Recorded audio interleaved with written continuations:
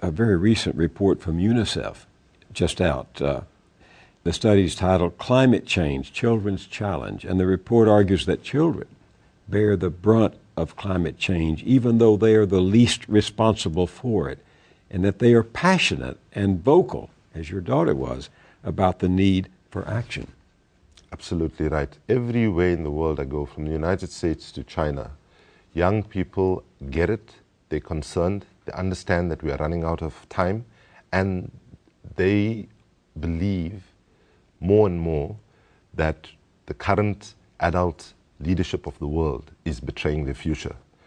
But I want to believe that there is enough humanity in all of us that even the CEO of a coal company, an oil company, or a gas company can actually, fossil fuel companies, have children and grandchildren. And I'm constantly in my conversations with the leaders of the fossil fuel companies, as well as other polluting companies, I'm saying to them, listen, put your children and your grandchildren's future in the middle of this conversation.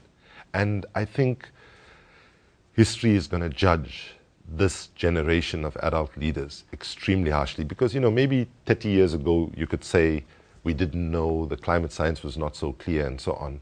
Today, there is no excuse for not taking bold, urgent action and to do it in a creative way that gives us a win for the climate, but also gives us a win, for example, on jobs and on addressing things like economic development. In that context, take the Arctic. You have said that it's insane to drill in the Arctic. Why?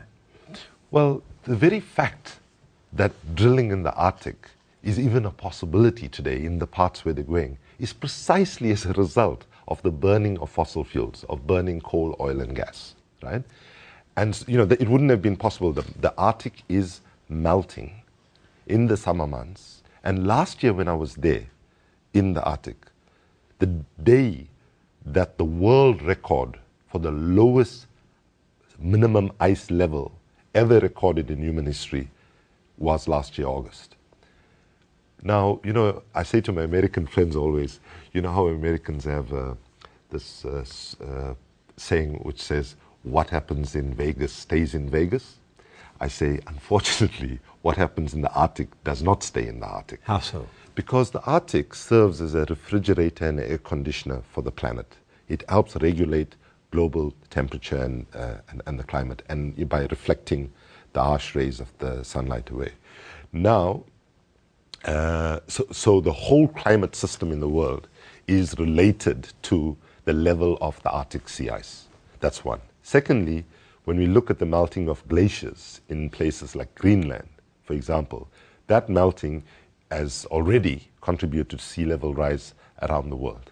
And there are glaciers that are at risk, massive glaciers the size of countries, that could easily, with further melting, move off the land and end up in the sea, again causing further sea level rise. If we continue as we are, right? If we continue as we are, essentially, we are signing a death warrant for the future generations. Many people think we're doing that, as you know, from just reading the press. No, they say it's too late. Yes, well, this is a good question because I got asked recently, there are some people who say it's too late. What is your view?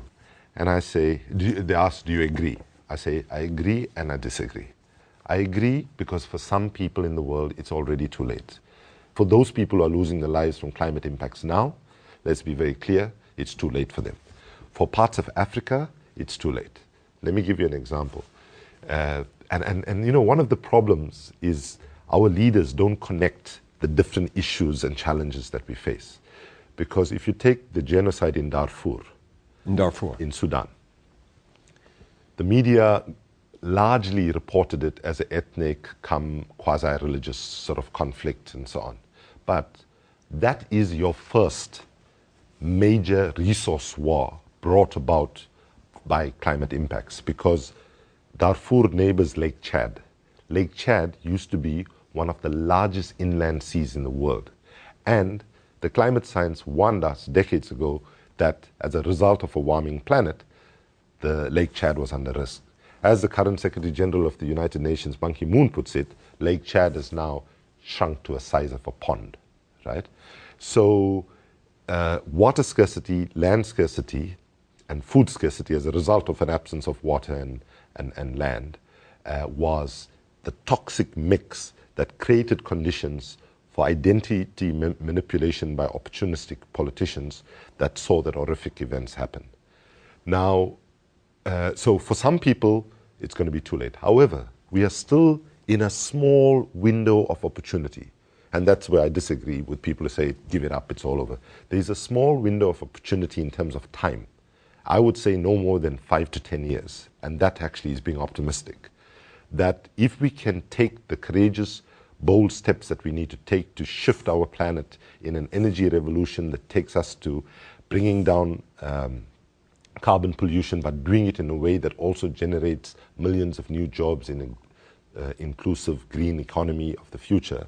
If we were to do that, still the majority of people on this planet can be secure. So yes, for some people it's too late, but for the majority of the planet, there is still time, but that time is shrinking very, very fast. And based on current practice and of governments, if we continue like that over the next coming years, then sadly, I think it will be too late. You know what you're up against. What you see as potential destruction happening faster and faster in the Arctic, the oil companies see as opportunity for drilling even deeper because there is reportedly a great deal of fossil fuel down there. Well, let me give you a picture, right? Think about the Gulf of Mexico oil spill, right? BP. The BP oil spill. That oil spill required 6,000 vessels and thousands of people to actually clean up. You know how long it took. You know the consequences that the people of those coastlines faced in terms of their restaurant business, their fishing business, and so on. Now imagine there's an oil spill in the Arctic, and the oil spill happens towards the end of the Arctic summer, right? Just as the ice in the ocean is beginning to form again. The oil will be locked into the ocean for at least 6 months until the season changes again. So, you know, for people like myself and many people around the world, when President Obama was running for election, there were 3 phrases that resonated with us, which he used multiple times in all his regular stump speeches, right? Yes, we can. The fierce urgency of now, which is a phrase from Martin Luther King, and a planet in peril. In peril? Yeah. We understood a planet in peril was our understanding that climate change was actually threatening this life on this planet as we know it. Now, if you take something like Hurricane Sandy, right? Hurricane Sandy would have happened. Hurricanes happen. But you have to look at the intensity, the height of the waves, and so on, which is compounded by the impacts of climate change with regard to already, the sea level rise that we've seen, a warming ocean, and so on. So we must be very clear. We are playing political poker and commercial poker with the future of the planet. And when you say a future of the planet, we're talking about the future of children. You know, the one thing I jokingly say, you know, sometimes people say, save the planet, save the climate, and so on. I say, the planet actually does not need any saving. The planet's going to be here, and actually the reality is if all of us warm this planet and destroy it and we all cannot survive here anymore, the planet will replenish. It will come back. Right. What is at stake is humanity's ability to live in coexistence with nature for centuries to come.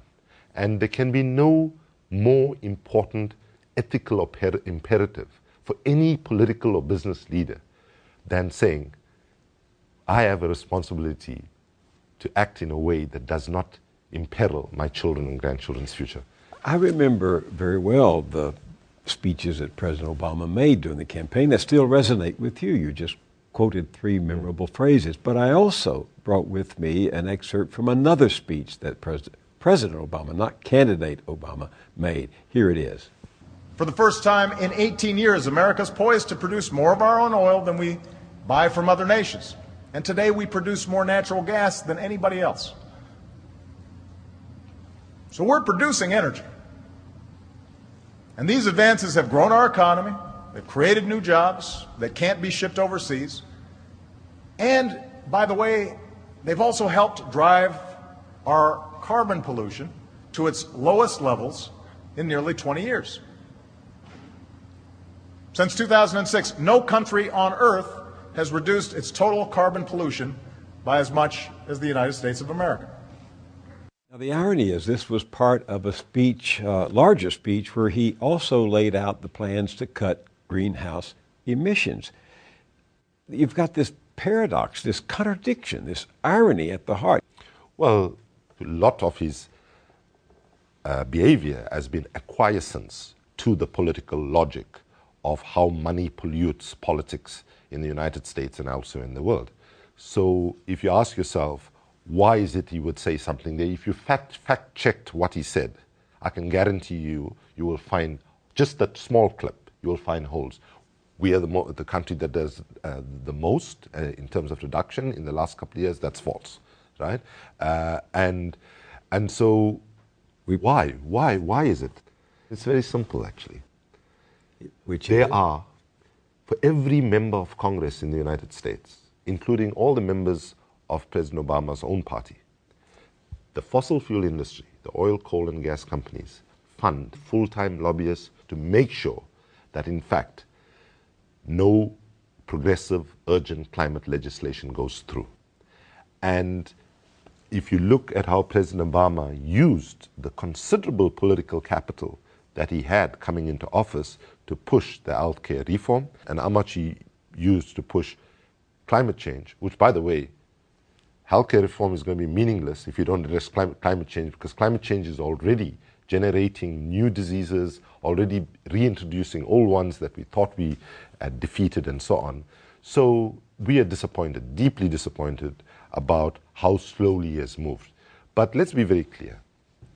Investing today 1 fresh cent in new oil, coal, and gas projects must be understood as an investment in the death of our children and their children. That's the implication of it. But we are realistic. We don't think we can switch off oil, coal, and gas tomorrow.